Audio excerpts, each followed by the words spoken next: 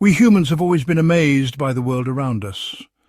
Why does it rain? What makes the sun shine? These questions have fascinated us since the dawn of our species. For centuries, we saw the universe as a mysterious and unknowable place ruled by gods and spirits.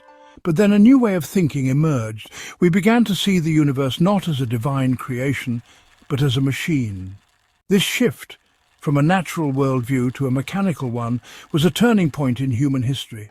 It was a revolution not just in science, but in how we understood our place in the cosmos. We no longer just observed the world around us, we tried to understand its inner workings, its gears and levers. We started to believe that the universe was a puzzle to be solved, a machine to be mastered.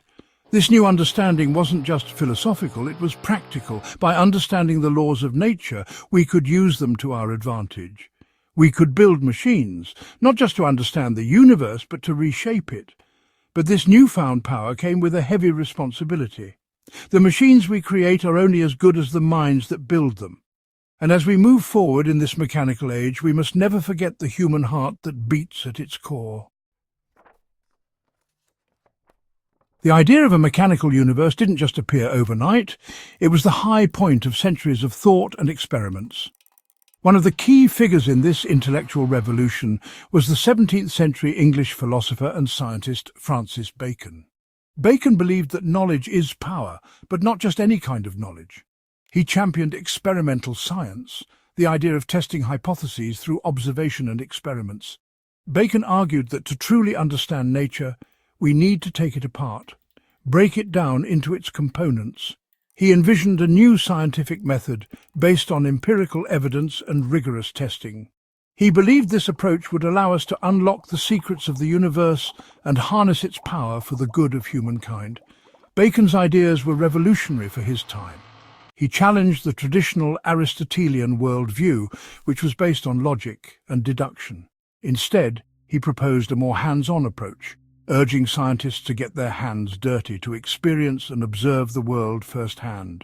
His vision helped pave the way for the scientific revolution, which would transform our understanding of the universe and our place within it. At the heart of the mechanical worldview is a fundamental shift in how we understand cause and effect. The ancient Greeks, especially Aristotle, believed in a teleological view of the universe. They argued that everything had a purpose, an ultimate cause or goal that guided its existence. For example, an acorn existed for the purpose of becoming an oak tree, and rain fell to nourish the soil. This teleological view began to give way during the scientific revolution to a new understanding of cause and effect, mechanical causality. Championed by thinkers like Isaac Newton, this new perspective focused on immediate, observable interactions between objects. Instead of asking, why does rain fall? Mechanical causality asks, what forces cause water droplets to condense and fall from the sky? The shift from teleology to mechanical causality had profound implications. It allowed us to understand the natural world in a more precise and predictable way. For instance, Newton's laws of motion could accurately describe the movement of planets and predict the tides. But this newfound predictive power came at a cost. By focusing solely on immediate causes and effects, we risked overlooking the bigger picture, the interconnectedness of everything. The influence of the machine went far beyond physics and astronomy. It began to shape how we understand society itself. Just like a clock is made up of intricate gears and springs, thinkers argued that society is a structure made up of individuals, institutions and laws, all working together in a complex, interconnected system. This comparison of society to a machine gained prominence in the 17th and 18th centuries, especially during the Enlightenment. Thinkers like Thomas Hobbes and John Locke used this framework to explore the nature of government and the relationship between the individual and the state. For example, Hobbes argued that without a strong ruler, society would descend into chaos, a war of all against all. This mechanical view of society had a profound impact on the development of modern political thought. It led to the rise of bureaucracy, with its emphasis on efficiency, rationality and hierarchy. Governments began to adopt more centralized and organized structures, partly modeled on the principles of machines. While efficient in many ways, This approach also raised concerns about the potential for dehumanization, with individuals seen as cogs in a vast, impersonal machine. The rise of the machine wasn't just driven by cold, hard logic. It was also fueled by a spirit of innovation, a belief in the power of human creativity to improve the world. The Protestant Reformation, which began in the 16th century, played an unexpected role in this technological transformation. John Calvin, one of the key figures of the Reformation, emphasized the importance of hard work and worldly success as signs of God's favor. This new work ethic, often referred to as the Protestant work ethic, valued diligence, thriftiness, and innovation. It encouraged individuals to see their work not just as a means of making a living, but as a calling, a way to glorify God and contribute to the common good. This religious zeal, ironically, helped pave the way for the rise of capitalism and the Industrial Revolution. The Protestant work ethic instilled a sense of purpose and a drive to work that extended beyond the factory floor. It fueled scientific inquiry, technological innovation, and the exploration of new frontiers.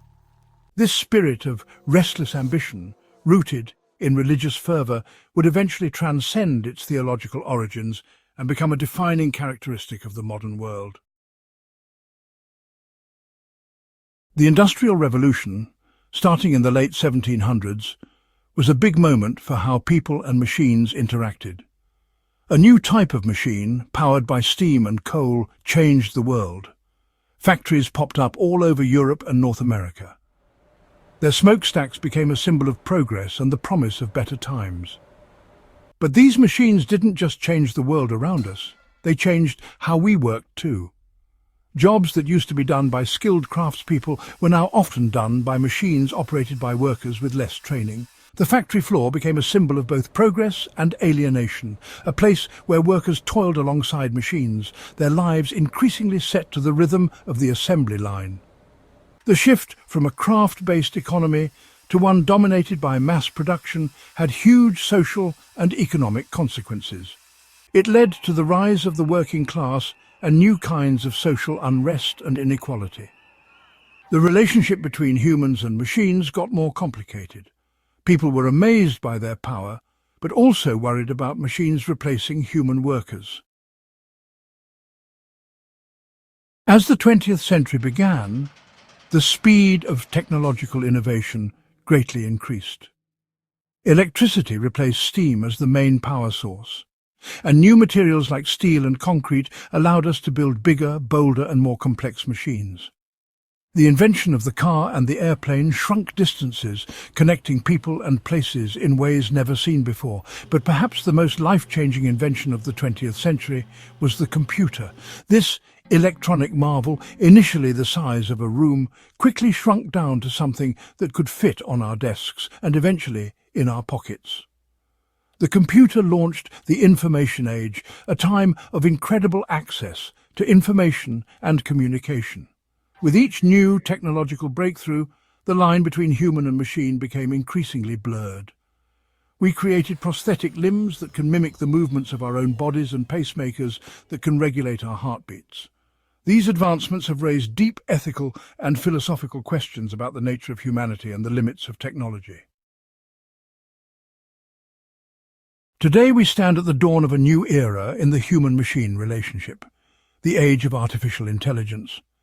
Machines are no longer just tools, they are becoming our collaborators, our competitors, and perhaps even our companions.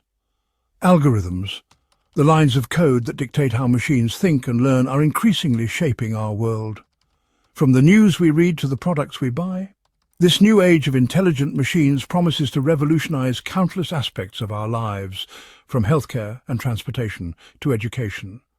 But it also raises profound ethical and societal questions.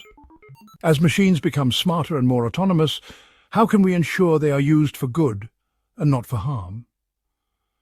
How can we prepare for a future where work, as we know it, may be radically transformed by automation? These are not easy questions to answer.